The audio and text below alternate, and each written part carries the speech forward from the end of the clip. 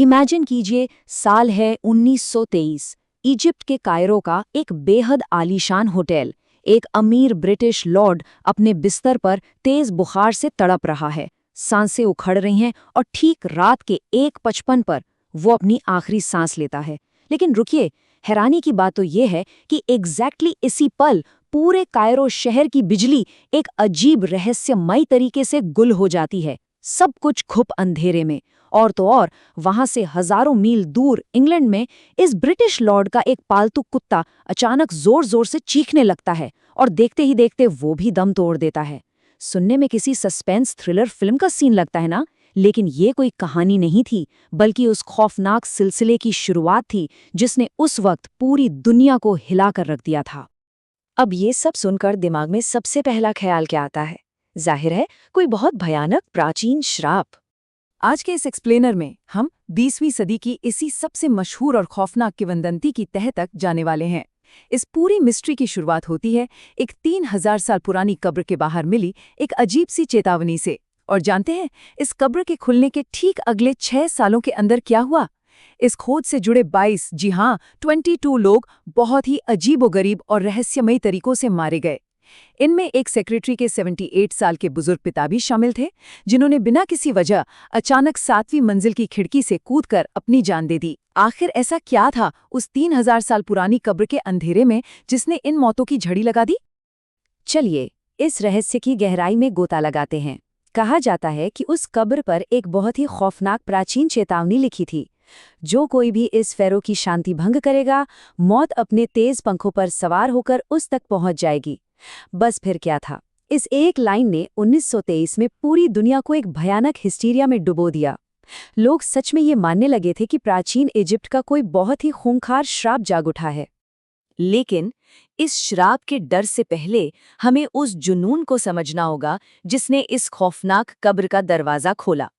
इसके लिए हमें वापस चलना होगा नवंबर 1922 की तपती रेत के बीच, जहां हावर्ड कार्टर नाम के एक शख्स की दीवानगी बस जवाब देने ही वाली थी।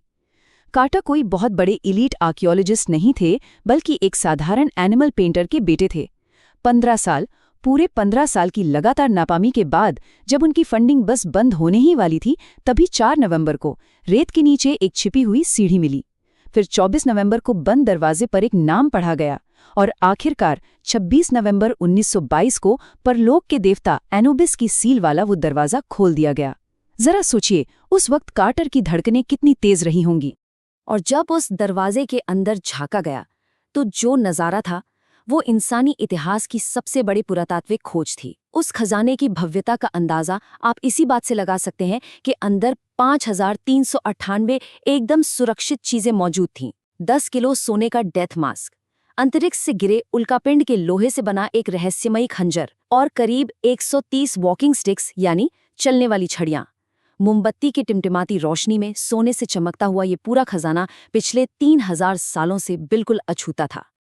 पर जैसा कि हम जानते हैं, इतनी बड़ी ऐतिहासिक खोज का ये जश्न ज्यादा दिन तक नहीं टिक सका।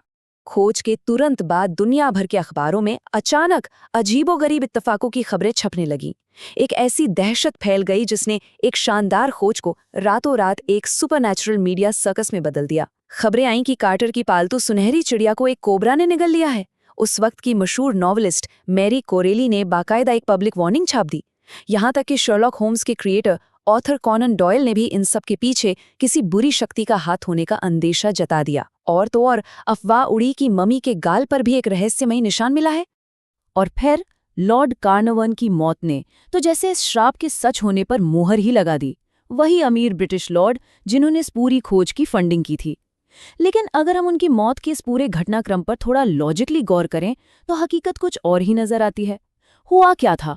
बस एक मामूली मच्छर का काटना, उसके बाद शेविंग करते वक्त उसी जगह पर अनजाने में रेजर का कट लग जाना, इजिप्ट की भयंकर गर्मी में वहां की मक्खियों से उस घाव में खतरनाक इन्फेक्शन का फैलना और अंततः रात 1:55 पर उनकी मृत्यु हो जाना।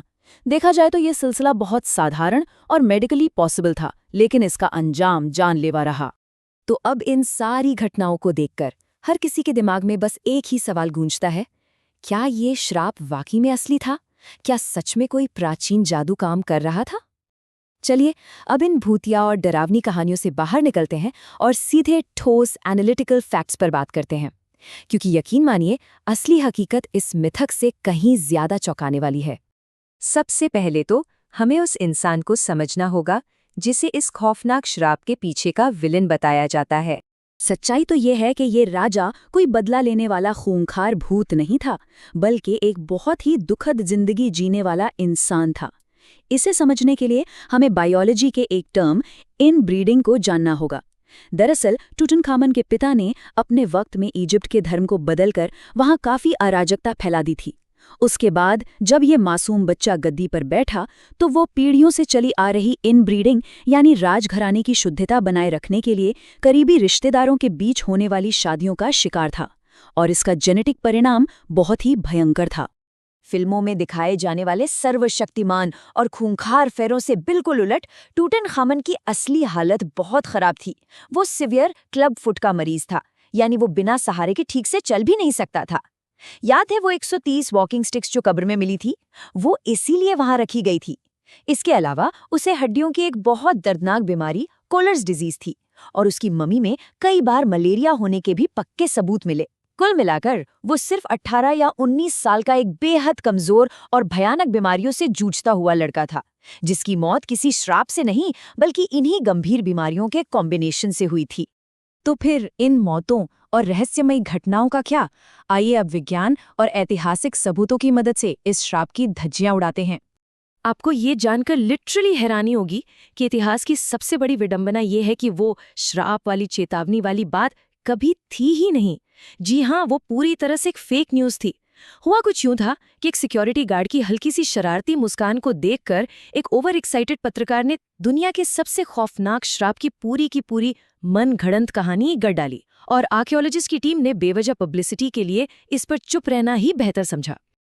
अब जरा उन अजीब इत्तिफाकों का भी पर्दाफाश कर लेते हैं। कायरो शहर की बत्ती गुल होना कोई सुपरनैचुरल श्राप का नतीजा नहीं था। 1920 के दशक में कायरो के पावर ग्रिड की हालत इतनी खस्ता थी कि वहां ब्लैकआउट्स होना रोजमर्रा की बात थी, और वो मम्मी के गाल पर निशान वाली खबर उसे मॉर्निंग पोस्ट नाम के अखबार ने सिर्फ अपने कॉम्पिटिटर द टाइम्स को मात देने के लिए छापा था। रही बात लॉर्ड कार्नवन की, तो वो इजिप्ट आने से पहले ही बहुत बीमार और कमजोर रहते थे। इसमें कोई काला जादू नहीं था। और वो कुत्ते वाली कहानी, कहा गया था ना कि कुत्ता ठीक उसी वक्त मरा, लेकिन अगर हम बेसिक टाइम जोन्स का लॉजिक लगाएं तो कहानी पूरी तरह पलट जाती है। लॉर्ड कार्नरवन की मौत कायरो में रात 1:55 पर हुई थी, जो इंग्लैंड के टाइम के हिसाब से आधी रात का वक्त था, जबकि वो कुत्ता इंग्लैंड में सुबह 4 बजे मरा था। दोनों के मरने के समय में घंटों का फर्क था। ये सिर्फ एक इत्तेफाक था जिसे अखबारों ने मिर्च मसाला लगाकर बहुत ज्यादा बड़ा चढ़ाकर पेश किया। अच्छा, तो जो लोग सच में वहां जाकर बीमार पड़े, उनका क्या? इसका भी एक बहुत ही सॉलिड और बायोलॉजिकल कारण मौजूद है। कायरो यूनिवर्सिटी के डॉक्टर इज़्ज़ुद्दीन ताहा ने अपनी रिसर्च में पाया कि इजिप्ट की इन प्राचीन कब्रों में एस्परगिलस निगर नाम की एक खास तरह की फंगस हजारों सालों से सर्वाइव कर रही थी। जब लोग कब्र में गए तो उन्होंने इसे सांस के साथ अंदर खींच लिया, जिससे उन्हें सिवियर रेस्पिरेटरी इन्फ्लेमेशन हो गया। यानी बीमारियां किसी जादू टोने से नहीं बल्कि इस प्राचीन फंगस की वजह से फैल रही थीं, जिसका इलाज आज साधारण एंटीबायोटिक से बहुत आसानी से किया जा सकता है। अगर अब भी कोई शक बाकी है तो जरा 2002 में ब्रिटिश मेडिकल जर्नल में छपी एक दिलचस्प स्टडी के इन आंकड़ों को देखिए। ये डेटा सब कुछ शीशे की तरह साफ कर देता है। इस स्टडी के मुताबिक जिन 25 लोगों ने कब्र के अंदर कदम रखा था, उनकी मृत्यु की औसत आयु 73 वर्ष थी। और मजे की बात देखिए, जिन 19 लोगों ने अंदर कदम नहीं रखा था, उनकी भी औसत आयु 73 वर्ष ही निकली। इसका सीधा सा मतलब है कि कब्र के अंदर जाने का किसी की उम्र घटने या किसी श्राप का शिकार होने से दूर दूर तक कोई लेना देना था ही नहीं। और सबसे बड़ा सबूत तो खुद उन लोगों की उम्र है जो इस पूरी खोज के सेंटर में थे। लॉजिकली सोचिए, अगर ये श्राप सचमुच असली होता तो सबसे पहले किन्हें मरना चाहिए था? लेडी एवेलिन, जो उस कब्र के अंदर जाने वाली सबसे पहली इंसान थी, वो 78 साल की उम्र तक आराम से जी। डॉक्टर डेरी, जिन्होंने उस मम्मी की चीर फाड़ करके ऑटोप्सी की थी, वो 87 साल तक जिंदा रहे। और सबसे मेन आदमी हावर्ड कार्टर, जिसने वो कब्र खोजी और सबसे पहले उसका दरवाजा खोला, वो उस ऐतिहासिक दिन के बाद पूरे 16 सालों तक जिंदा रहे। आपको जानकर मजा आएगा कि इन 16 सालों में जब भी कोई रिपोर्टर सनसनीखेज खबर की तलाश में हावर्ड कार्टर के पास इस श्राप का सवाल लेकर जाता, तो कार्टर बड़े ही ड्राई और व्यंग्यात्मक अंदाज में सिर्फ एक ही जवाब देते थे, मैं तो अभी भी जिंदा हूं। उनके लिए ये पूरा का पूरा श्राप एक बेवकूफ़ी भरे मजाक से ज्यादा कुछ नहीं था। प्राचीन इजिप्ट के लोग एक बहुत ही खूबसूरत बात मानते थे। उनका मानना था कि कोई इंसान सच में तब मरता है जब दुनिया में उसका नाम लेने वाला कोई न बचे। टूटनखामन का नाम तो इतिहास के पन्नों से जानबूझकर मिटा दिया गया था, लेकिन कमाल की बात देखिए कि इसी गुमनामी ने उसकी कब्र को 3000 सालों तक खजाना लुटेरों से बचाए रखा। आज हावर्ड कार्टर की उस अमेजिंग खोज की बदौलत दुनिया का हर इंसान इस राजा को जानता है। इस एक्सप्लेनर के जरिए आज हमने और आपने फिर से उसका नाम लिया है। सोचने वाली बात है ना, क्या सच में कोई इंसान तब तक जिंदा रहता है जब तक उसकी कहानी दुनिया में गूंजती रहे? आप इस बारे में क्या सोचते हैं?